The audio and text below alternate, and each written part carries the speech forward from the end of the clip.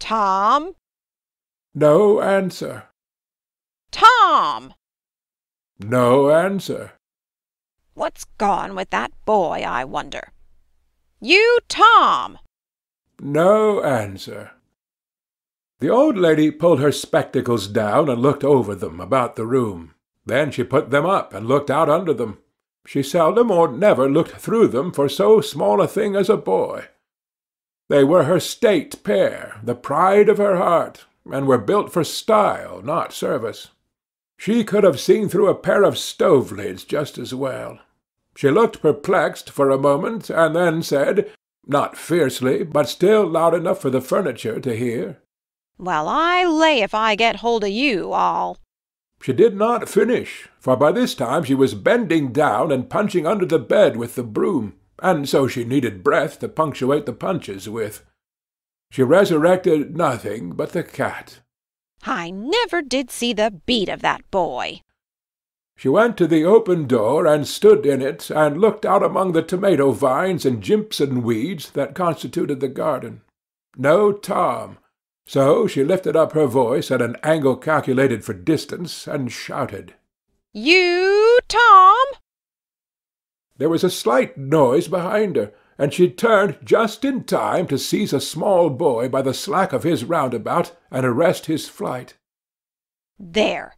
I might have thought of that closet. What you been doing in there? Nothing. Nothing.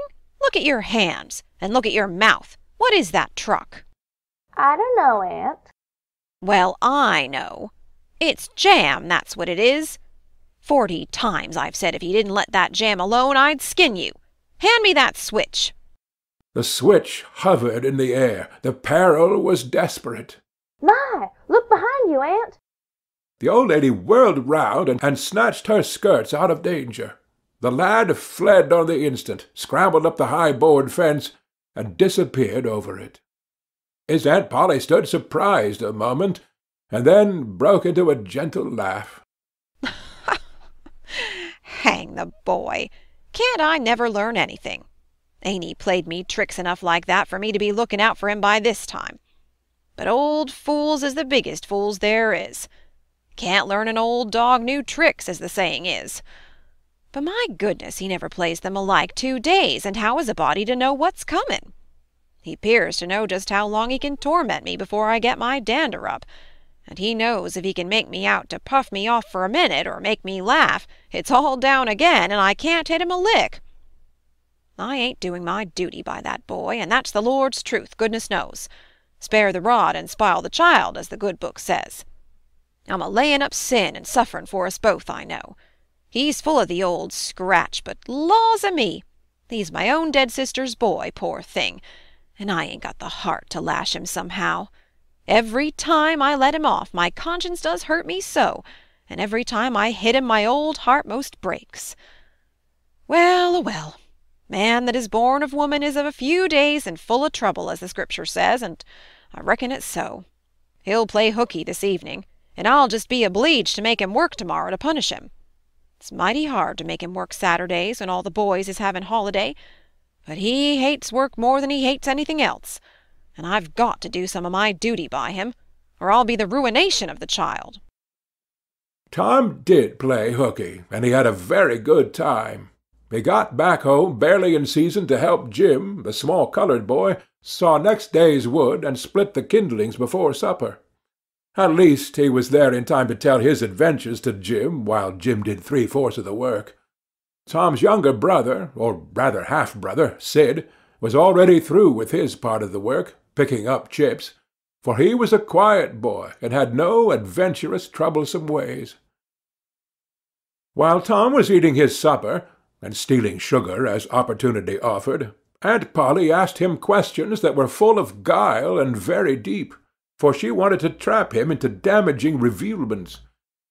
Like many other simple-hearted souls, it was her pet vanity to believe she was endowed with a talent for dark and mysterious diplomacy, and she loved to contemplate her most transparent devices as marvels of low cunning.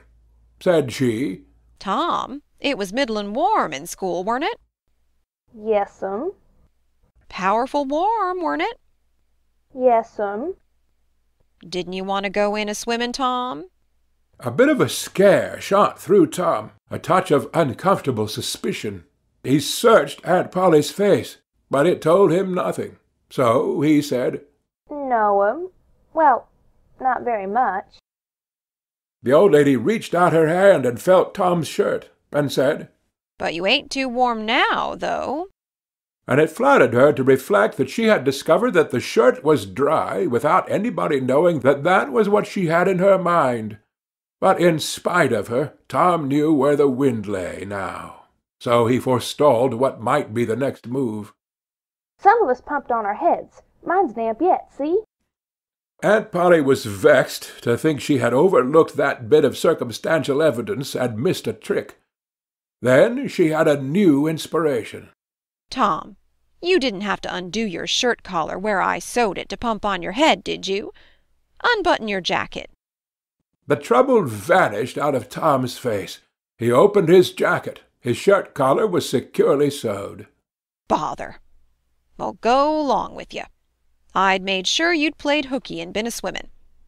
But I forgive you, Tom. I reckon you're a kind of a singed cat, as the saying is. Better'n you look. This time." She was half sorry her sagacity had miscarried, and half glad that Tom had stumbled into obedient conduct for once. But Sidney said, "Well now, if I didn't think you sewed his collar with white thread, but it's black." "Why, I did sew it with white. Tom!" But Tom did not wait for the rest. As he went out at the door, he said, "Siddy, I'll lick you for that." In a safe place, Tom examined 2 large needles which were thrust into the lapels of his jacket, and had thread bound about them. One needle carried white thread, and the other black. He said, "She'd never noticed if it hadn't been for Sid. Confound it, sometimes she sews it with white and sometimes she sews it with black. I wish to Jiminy she'd stick to one or t'other. I can't keep the run of 'em. But I bet you I'll lamb Sid for that. I'll learn him." He was not the model boy of the village. He knew the model boy very well, though, and he loathed him. Within 2 minutes, or even less, he had forgotten all his troubles. Not because his troubles were one whit less heavy and bitter to him than a man's are to a man, but because a new and powerful interest bore them down and drove them out of his mind for the time, just as men's misfortunes are forgotten in the excitement of new enterprises. This new interest was a valued novelty in whistling, which he had just acquired from a negro, and he was suffering to practise it undisturbed. It consisted in a peculiar bird-like turn, a sort of liquid warble, produced by touching the tongue to the roof of the mouth at short intervals in the midst of the music. The reader probably remembers how to do it, if he has ever been a boy.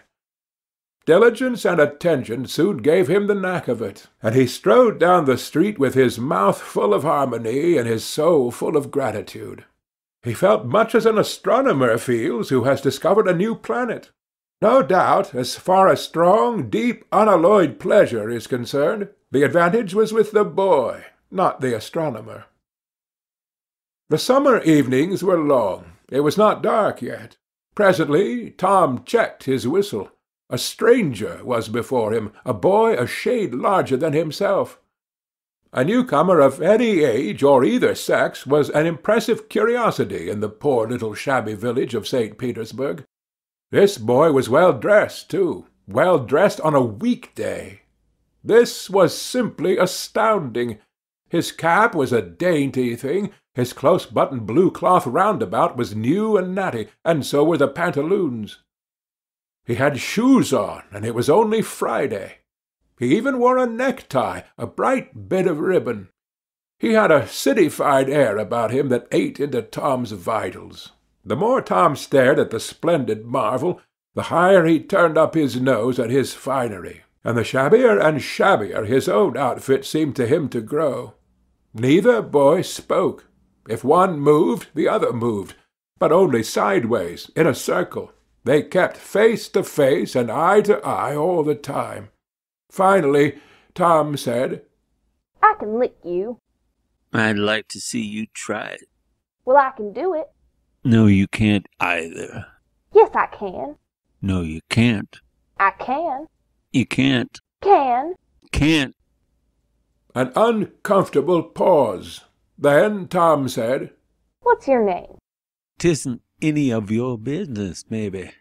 Well, I allow I'll make it my business. Well, why don't you? If you say much, I will. Much. Much. Much. There now. Oh, you think you're mighty smart, don't you? I could lick you with one hand tied behind me if I wanted to. Well, why don't you do it? You say you can do it. Well, I will if you fool with me. Oh, yes, I've seen whole families in the same fix. Smarty, you think you're some now, don't you? Oh, what a hat. You can lump that hat if you don't like it. I dare you to knock it off. And anybody that'll take a dare will suck eggs. You're a liar. You're another. You're a fighting liar and dasn't take it up. Take a walk. Say, if you give me much more of your sass, I'll take and bounce a rock off in your head.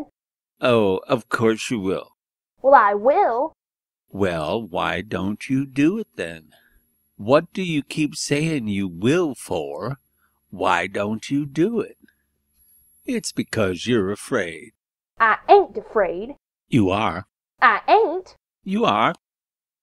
Another pause, and more eyeing and sidling around each other. Presently they were shoulder to shoulder. Tom said, Get away from here. Go away yourself. I won't. I won't either. So they stood, each with a foot placed at an angle as a brace, and both shoving with might and main, and glowering at each other with hate. But neither could get an advantage. After struggling till both were hot and flushed, each relaxed his strain with watchful caution, and Tom said, You're a coward and a pup.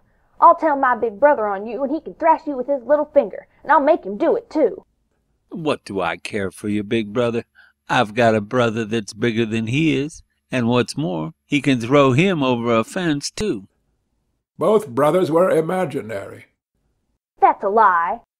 You're saying so, don't make it so.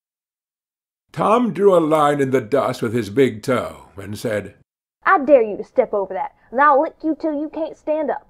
Anybody that'll take a dare will steal sheep. The new boy stepped over promptly, and said, Now you said you'd do it. Now let's see you do it. Don't you crowd me now. You better look out. Well, you said you'd do it. Why don't you do it? By jingo, for 2 cents I will do it. The new boy took 2 broad coppers out of his pocket, and held them out with derision. Tom struck them to the ground. In an instant both boys were rolling and tumbling in the dirt, gripped together like cats, and for the space of a minute they tugged and tore at each other's hair and clothes, punched and scratched each other's nose, and covered themselves with dust and glory. Presently the confusion took form, and through the fog of battle Tom appeared, seated astride the new boy, and pounding him with his fists. Holler enough, said he.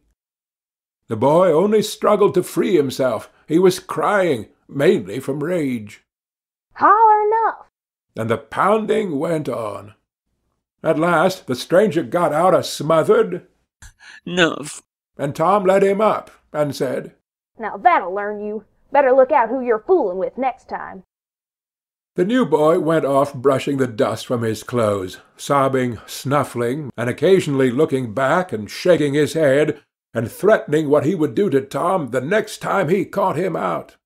To which Tom responded with jeers, and started off in high feather, and as soon as his back was turned, the new boy snatched up a stone, threw it, and hit him between the shoulders, and then turned tail and ran like an antelope. Tom chased the traitor home, and thus found out where he lived. He then held a position at the gate for some time, daring the enemy to come outside, but the enemy only made faces at him through the window and declined.